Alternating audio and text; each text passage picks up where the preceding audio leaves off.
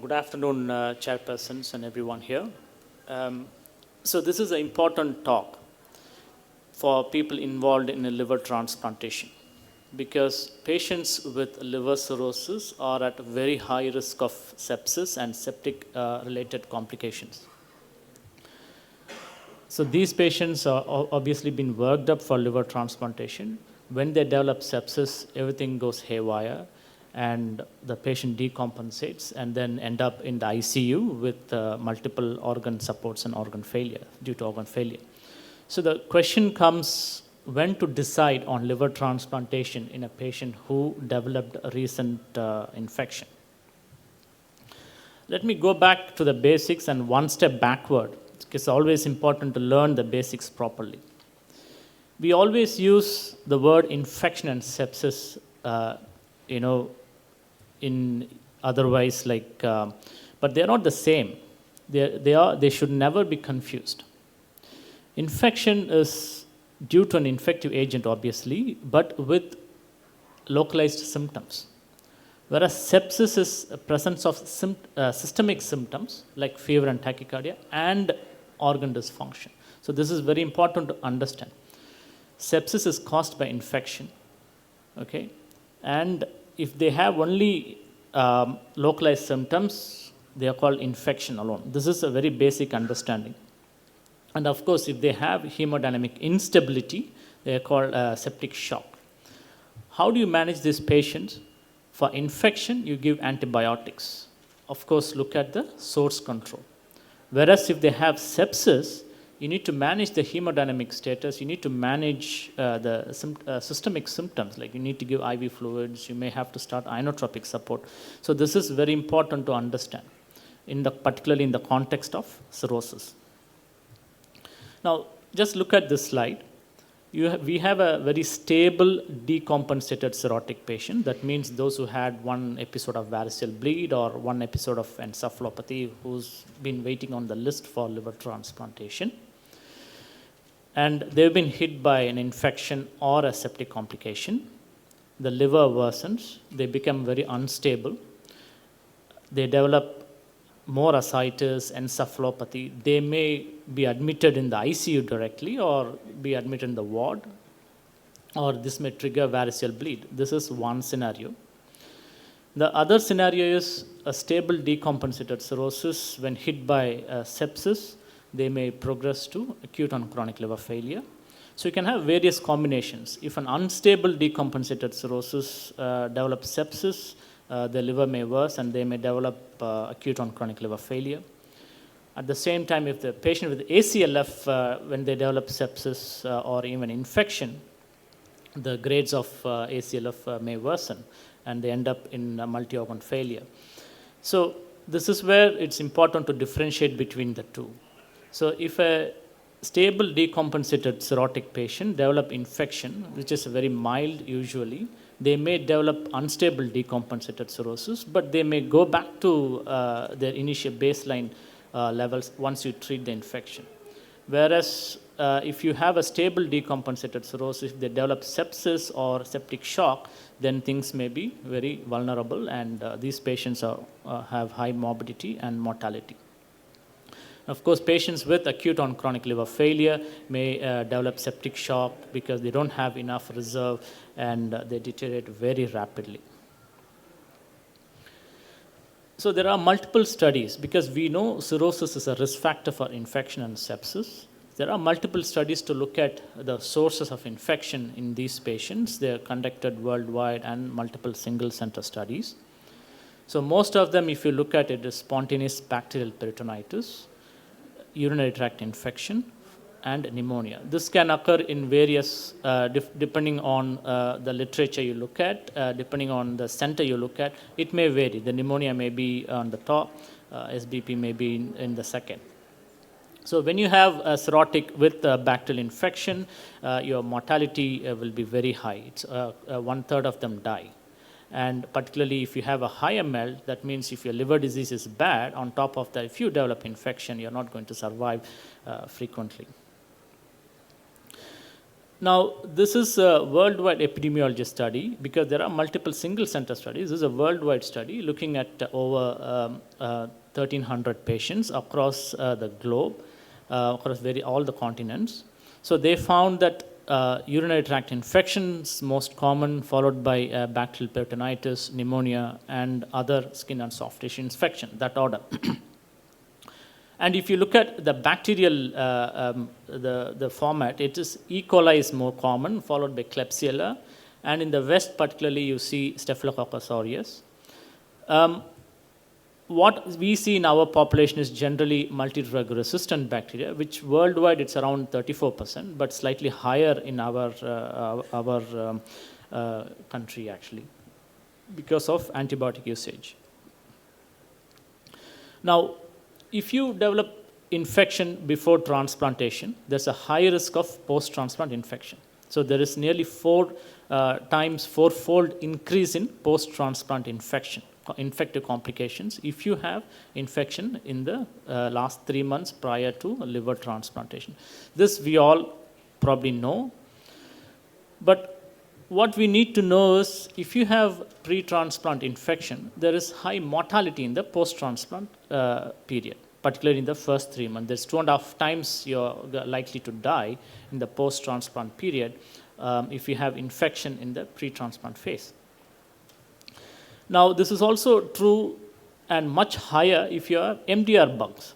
So if you have MDR bacteria, you are more prone for longer ICU stay, longer hospital stay, and much higher mortality. But these are slightly on the older studies. But there are new studies showing slightly different results. So this is an Italian study published very recently looking at the impact of bacterial infections prior to liver transplantation and looking at the post-transplant outcome. So it's a case control study on 466 patients who had bacterial or fungal infections within 3 months before the liver transplantation. And those who did not have infections served as a control group. As we know that patients who had pre-transplant infection, there is high chance of new infection in the post-transplant period. There is more bacterial. Those who had bacterial infection had bacterial infection in the post-transplant. So these all we know already. And there is increased ICU stay and increased hospitalization in the post-transplant phase. But what the authors were surprised were there was no impact of pre-transplant infection or no influence on the overall survival. This is very new for us. This is a very new information. So if you have pre-transplant infection, your survival is not really affected, either 1 year or even 5 years. So if you look at the 1 year survival in those who had pre-transplant sepsis, around 88%.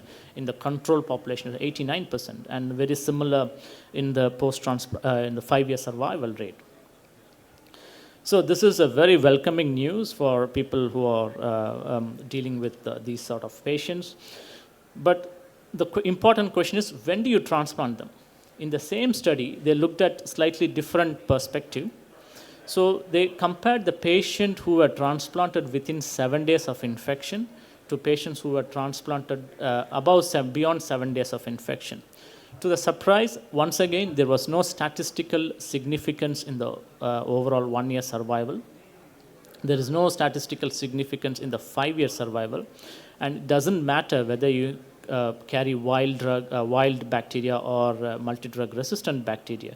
So if you treat them properly, definitely you're going to have a better survival. So you can still transplant this patient within 7 days of their septic complication. So this brings a concept of what we call as controlled sepsis environment. What is controlled sepsis is, so previously when we are in medical school, we always give antibiotic for 7 days, 14 days, make sure there is radiological recovery, make sure the patient is back on track. So this controlled sepsis environment is where the patient receives appropriate antibiotics for a period of very short duration, maybe 48 to 72 hours. There is improvement in systemic inflammatory response, and definitely there is no hemodynamic deterioration. So for example, if a patient has pneumonia, you give antibiotic and they don't deteriorate, the oxygenation doesn't worsen, then definitely you should consider them for early liver transplantation in patients who need transplantation. So let's talk about the common sources. So urine infection and the timing of liver transplantation. Many times we come across this scenario. There is urine shows bacteria, the patient themselves are asymptomatic. They are not contraindications for transplantation. Anyway, you're going to give antibiotics at the time of transplantation, you can go ahead with that. Patients who develop UTI with negative blood culture, you can consider, you should go ahead with the liver transplantation, giving higher antibiotics. Whereas if UTI causing sepsis like pyelonephritis, if there's a stone in the kidneys that's causing problems, you need to give antibiotics for 5 to 7 days and do the source control. Maybe they need a stenting of to relieve the hydronephrosis. And if the hemodynamic status doesn't worsen and that there should be some negative blood culture in 48 hours. If this is the scenario, definitely you can consider them for early liver transplantation, because once the liver deteriorates, once they go into ACLF, it's very difficult for them to come back, particularly if they are in stage 2 ACLF. And what about pneumonia?